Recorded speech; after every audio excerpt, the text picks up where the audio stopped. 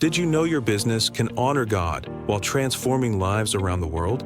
Welcome to the IBAM Biblical Entrepreneurship Show, the weekly podcast that inspires and equips Christian entrepreneurs to build sustainable businesses that glorify God and uplift impoverished communities. At IBAM, our mission is built on the three fish metaphor. Give a fish. We provide startup loans to launch businesses. Teach to fish. We offer entrepreneur training for lasting growth, equipped for discipleship. We empower discipleship to multiply impact.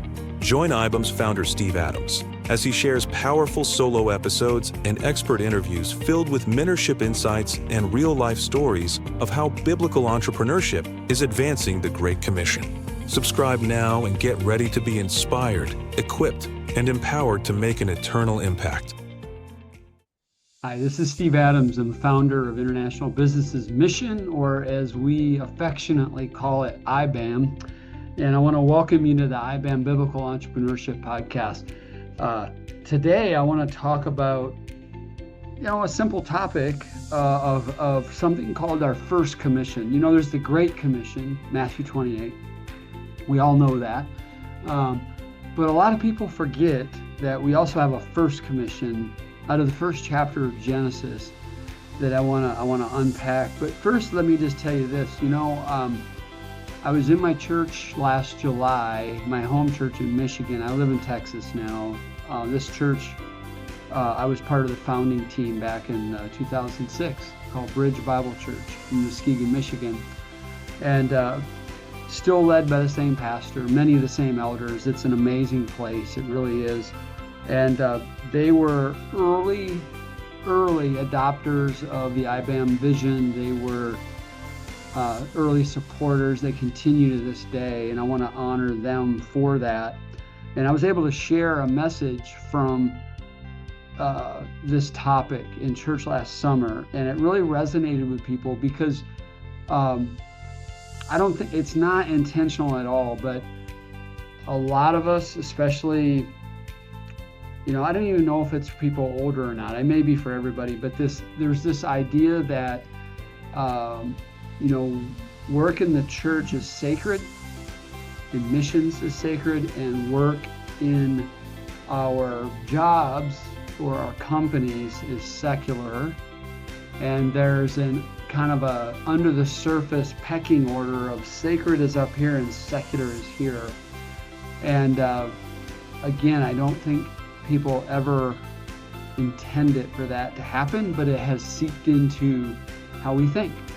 And I will tell you, I have seen this all over the world. I've been in 40-some countries in my life, probably at least half of those doing this work at IBAM, and I've seen it everywhere. So it's not just an American culture issue, it's global.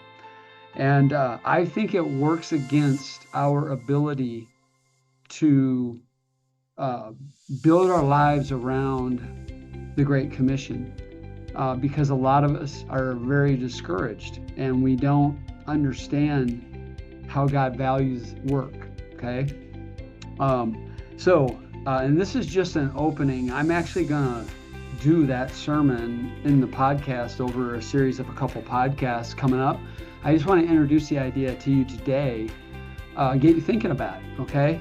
And I want you to think about this question. Do you struggle with seeing intrinsic value, meaning it's valuable in and of itself? Do you see value in what you do? Okay, a lot of people have this idea that my work is good only in the sense that I can give to the church and give to missionaries. And that's called an instrumental value of work, meaning your work is an instrument of that. Or I work so that I can share the gospel at work, okay? Well, the reality is like maybe 1 or 2% of your time is doing that. The rest of it's doing your job, okay? So, and none of that's a bad reason, none of it. But God inherently, intrinsically values our work, okay? That it was something that He ordained before the fall, and it continues after the fall. And the work itself is not cursed.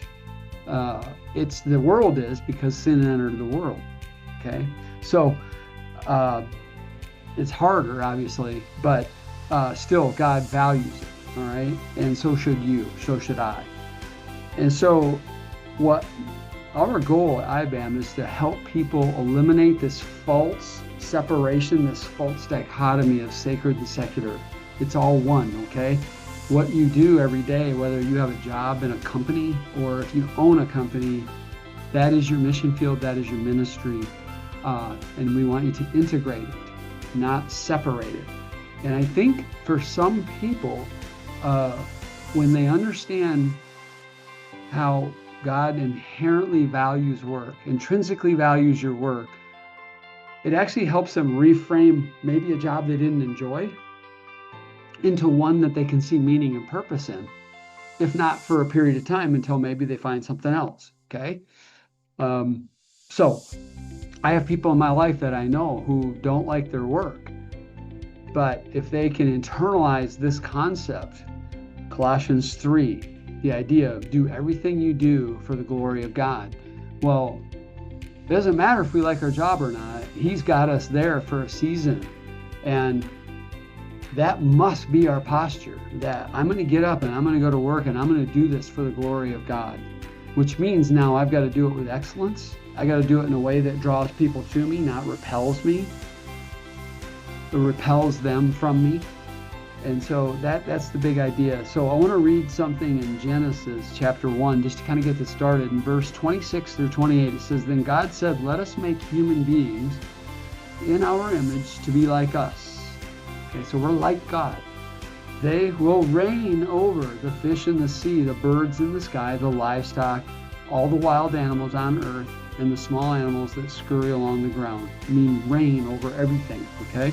So God created human beings in his own image. In the image of God, he created them, male and female, he created them. Then God blessed them and said, "Be fruitful and multiply, fill the earth and govern it." Okay, and this goes way beyond just procreation, and we're going to unpack that in the future, and it's going to be exciting to you, okay? Govern it, reign over the fish in the sea and the birds in the sky and all the animals that scurry along the ground. And then God said, "Look, I have given you every seed-bearing plant throughout the earth and all the fruit trees for your food, and I have given you every green plant as food for all the wild animals, the birds in the sky, and the small animals that scurry along the ground." Okay, I guess I'm going a little bit farther than I said. And this is from the New Living Translation. But the idea is God has given us an assignment, okay? He created this big canvas. He set it up for us and then left it for us to develop and to rule and to, with him, and to take it somewhere, okay? And so your work is part of that process, okay? You're in partnership with God, taking the world somewhere. And what our ministry at IBAM is about, teaching people to do that and to embrace it. The primary focus of our work is overseas. We are lifting up indigenous believers who are persecuted, who are stuck in poverty. They live in countries with government systems that don't allow the thing to work very well.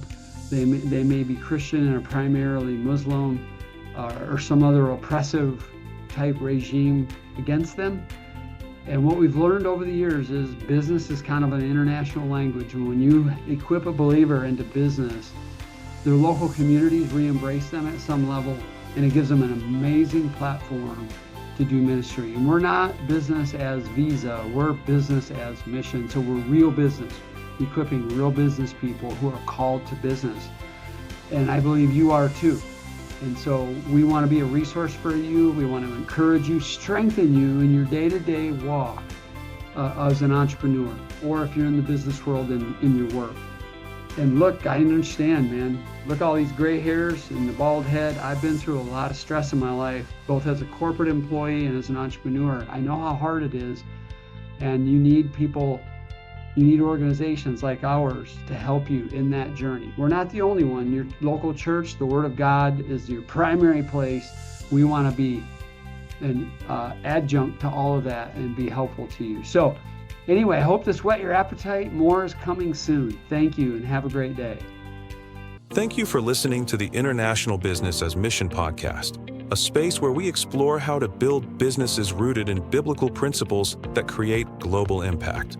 But we're not just here to talk. We're taking action to spread entrepreneurship to poverty-stricken communities around the world. Our mission is to be the catalyst that empowers people to build sustainable livelihoods and break the cycle of poverty. We follow the 3 fish principle. 1. Give a fish, providing startup loans to empower entrepreneurs. 2.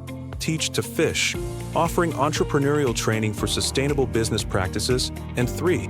Equip for disciple making, building a community that supports spiritual growth alongside business success. This is life-changing work, but we can't do it alone. We need passionate impact partners like you to join us on this mission by becoming a donor. Your generous gift will directly fund the establishment of new businesses that provide dignified work and hope. Just imagine your donation could help a single mother in rural Africa start a small farming venture that allows her to feed her children and send them to school, or a young man in Southeast Asia to launch a small business. Breaking the chains of generational poverty. This is the power of entrepreneurship as a force for good. Will you join us in unleashing it? Go to IBAM.org now to start impacting lives through the transformative power of business as mission. Together we can create a world of flourishing.